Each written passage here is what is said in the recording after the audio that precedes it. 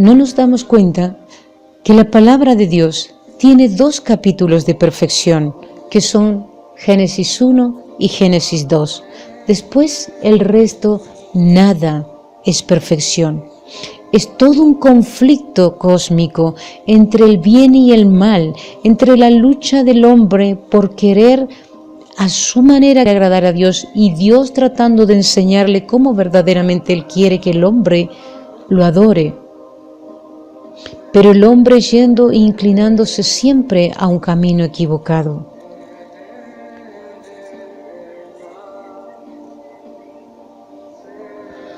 No podemos jamás dejar de descartar lo pasado, porque quedó en muchos lados del Nuevo Testamento registrado que en el pasado dijo Dios todas las cosas, y eso lo podemos ver en Hebreos 1:1.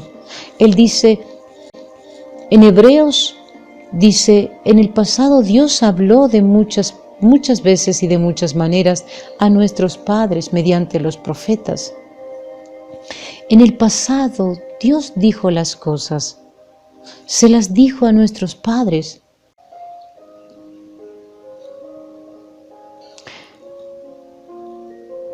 Que así como ellos no hicieron caso,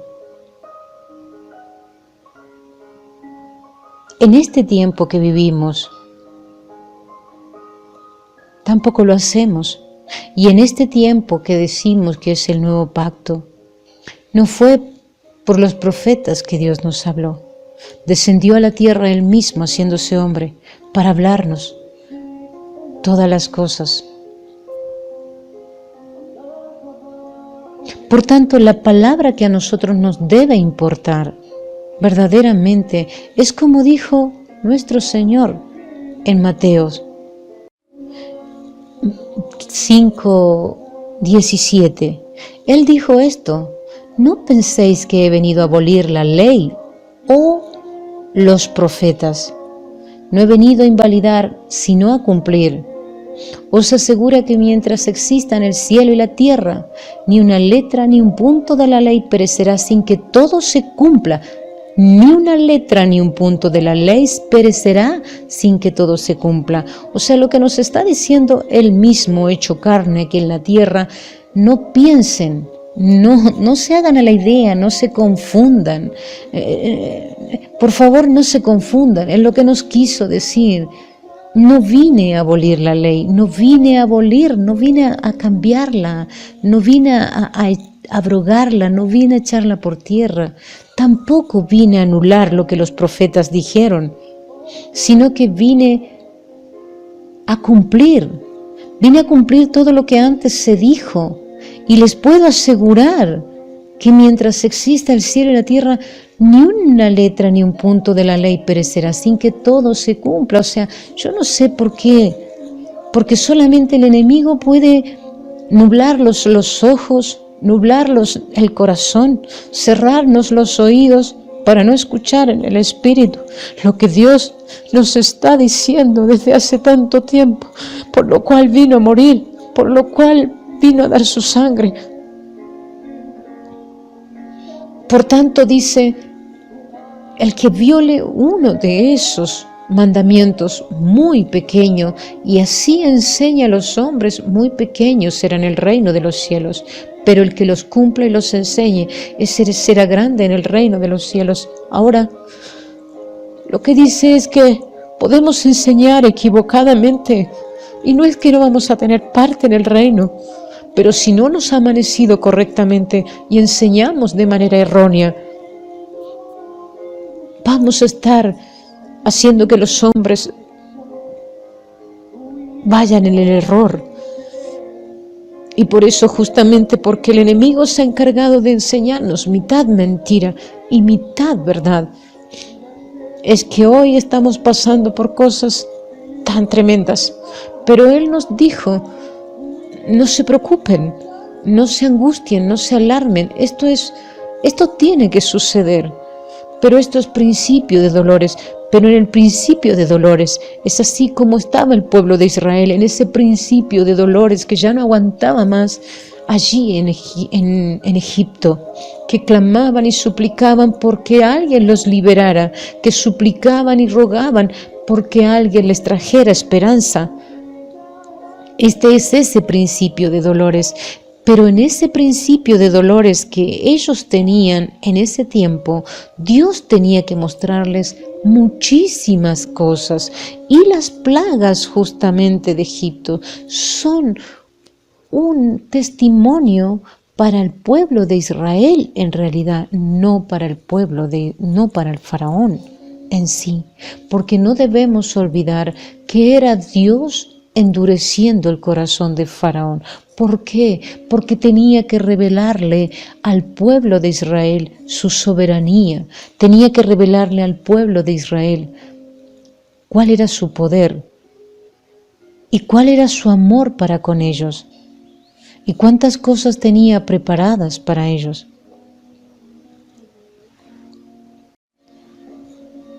Tenemos otro registro maravilloso en Isaías que nos habla justamente del valor de estar atendiendo a las cosas pasadas.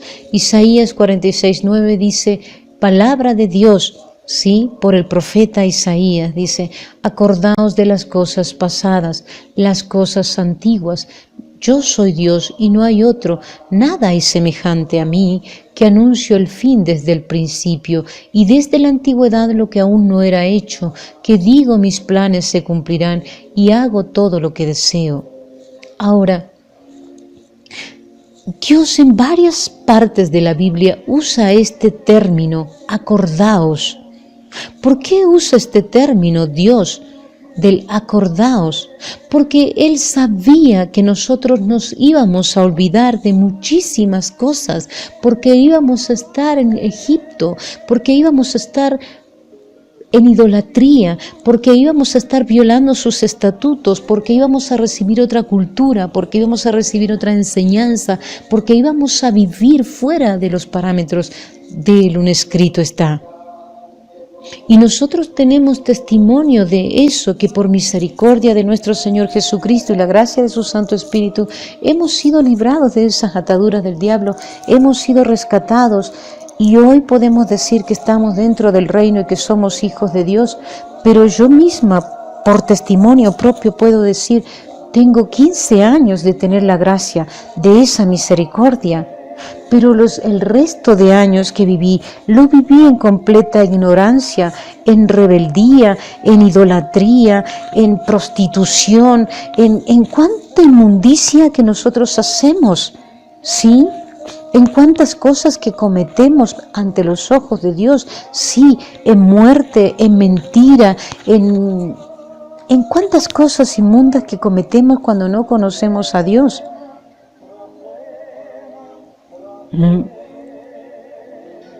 Dios en Oseas habla justamente de esa mujer que manda a Oseas que se case con una fornicaria, prácticamente con una prostituta, porque para Dios el hombre que no vive en la santidad de Dios, guardando su palabra como a Él le agrada y como Él lo dejó escrito desde el principio, para Él es estar en prostitución. Al pensamiento de Dios, eso es estar en prostitución. Por eso es que Él nos llama a la santidad. Por eso es que Él en Ezequiel 36 nos dice, ustedes se han profanado, dice, mi nombre, como inmundicia de mujer que menstrua todos los meses, dice, esa fue su conducta ante mí. O sea, nos compara como con algo muy inmundo. ¿Por qué? Porque simplemente no hemos guardado sus estatutos. Ahora, ¿será que a nosotros hoy nos pueda estar pasando lo mismo y que en cada dificultad que nosotros vivimos clamamos a la misericordia de Dios? Sí, su misericordia se va a renovar con el hombre hasta el último día que regrese el Señor y lo veamos allí en las nubes. Pero que su misericordia se renueve con nosotros todos los días no quiere decir que estemos viviendo en las bendiciones que Él tiene preparadas para su pueblo, como a Él lo dejó prometido. Y eso es bien simple para darnos cuenta. Solamente tenemos que mirar nuestras vidas miserables, nada más, para saber que no estamos viviendo las bendiciones del Señor. Nosotros tomamos en cuenta las bendiciones de Dios, en realidad que son sus misericordias, pero sus misericordias no tienen nada que ver con las bendiciones. Las misericordias de Dios son como la migaja, como siempre les he dicho, como la migaja que recogen los perrillos, como dice justamente en la parábola de la mujer serofinicia. Sí, entonces eso es lo que debemos comprender. Recibir las bendiciones de Dios es otra cosa muy diferente. Una de las cosas que nosotros debemos analizar en este tiempo, que si en ese tiempo que Moisés existía, vivía en el desierto y no tenía nada de lo que hoy existe, pudo haber fallado ante Dios, a pesar de que tenía su relación. ¿Será que nosotros en esta vida acelerada que llevamos, invadidos de tanta información, de tanta manera,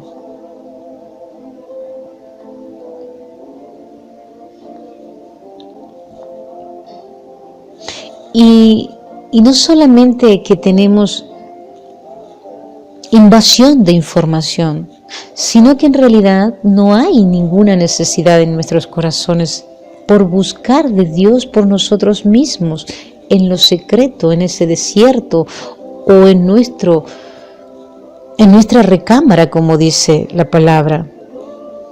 Entonces, la pregunta que tenemos que hacernos: ¿por qué no podría ser que el primogénito de Dios, que somos su pueblo, no esté en este tiempo, pasando por algo, cosas sumamente importantes?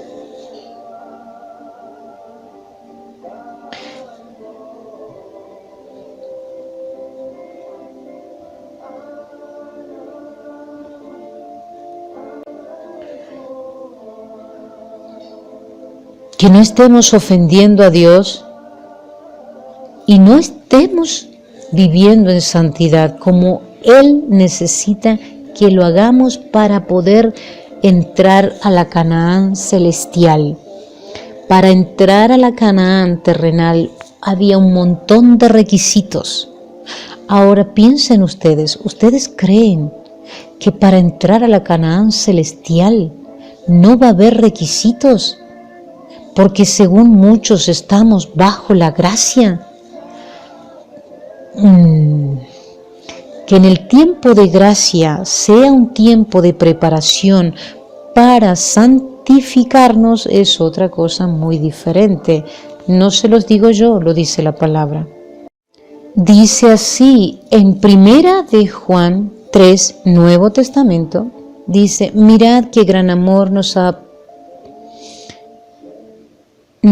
ha dado el Padre, que seamos llamados hijos de Dios, y en realidad somos hijos de Dios. Por eso el mundo no nos conoce, porque no lo conocen a Él. Amados, ahora ya somos hijos de Dios, y aunque no se ve aún lo que hemos de ser, sabemos que cuando Cristo aparezca, seremos semejantes a Él, porque lo veremos como es Él.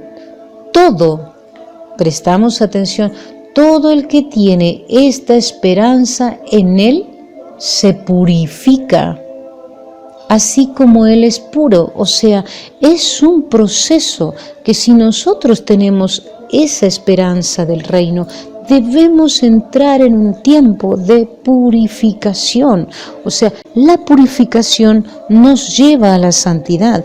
No es que nosotros seamos santos como el Señor es santo, pero somos apartados para podernos perfeccionar, purificar, perfeccionar. No son palabras mías, gente, es palabra que está escrita en la palabra de Dios. Si vamos a 2 de Timoteo 3, encontramos lo mismo. Dice en Timoteo 3, dice así: toda la palabra es inspirada por Dios y es útil para enseñar. Toda. Acá tenemos otro punto que tenemos que darnos cuenta. Es en el Nuevo Testamento, en el libro de Timoteo, la 2 carta a Timoteo, escrita por Pablo, ¿sí? Y él vuelve a remarcar acá: toda la Escritura es inspirada por Dios. Y volvemos a entender que aquí, cuando Pablo estaba escribiendo, se estaba refiriendo a la Torá, al Antiguo Testamento, porque todavía no existía otra palabra. Él estaba registrando, él estaba dejando con puño y letra testimonio de que toda la Escritura era inspirada por Dios. Toda, no una parte, sino que toda la Torá, todo el Antiguo Testamento era inspirado por Dios. Después se añadieron el resto de los libros que ellos fueron escribiendo, pero cuando estos hombres estaban escribiendo, ustedes deben discernir en su mente que cuando estos hombres estaban escribiendo, sí, estaban hablando de la Torá, sus pensamientos estaban inclinados porque eran el libro que estudiaban, era la Torá, no era otro. Es como que si yo hoy me pusiera a escribir un nuevo libro y hablara de la Biblia, yo voy a hablar de todos los 66 libros que están en la Biblia. Voy a hablar de esos porque mis pensamientos están razonando con esos libros.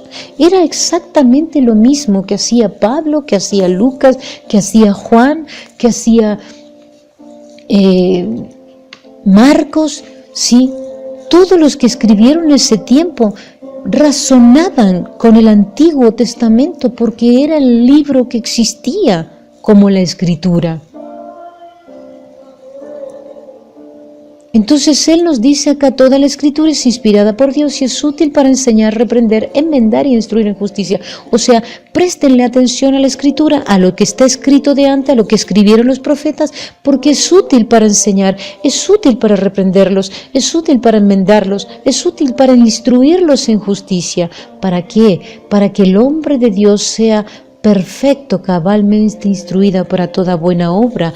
¿Por qué? Porque ese es el propósito de Dios, que el hombre se perfeccione, cosa que muchos hombres en el pasado no lograron llegar a esa plenitud. A veces admiramos a los hombres del pasado. Yo, sinceramente, a los que más admiro son a los profetas, porque los otros hombres me muestran sus imperfecciones como son mis imperfecciones, y puedo discernir en la palabra de Dios que así fue haciendo un proceso con el Señor, y que así como se rebelaron y pecaron contra Dios, la misericordia de Dios los salvó y los perdonó. Y eso me da esperanza a mí de que también lo puede hacer conmigo, pero yo no los puedo llamar santos. Son apartados porque quedaron como testimonio, quedaron como enseñanza en la palabra de Dios. Y podemos poner muchos ejemplos, ¿sí? De la boca del Señor dijo que a David lo llamó justo, y considero y encuentro correcto que lo haya llamado así, porque era un hombre conforme al corazón de Dios. ¿Por qué razón? Porque si bien podía pecar 1000 veces, pero 1000 veces era quebrantado y se arrepentía en polvo y ceniza de sus pecados, y eso es lo que le agrada a Dios. Pero no de todos los hombres dijo Dios eso. Podemos ver el ejemplo, por ejemplo, de Salomón. Sí, está registrado en la Biblia, pero Salomón nos enseña más de sus imperfecciones que de sus perfecciones. Sabemos que pidió sabiduría, pero no pidió sabiduría divina. Sí, pidió sabiduría humana, con la cual pudo entender muchísimas cosas, y es un hombre que admiro muchísimo por su sabiduría. Pero también puedo ver que en esa sabiduría entró la necedad y que cometió muchas cosas que violando estatutos tan grandes de parte de Dios, teniendo 1000 mujeres, cayendo la iniquidad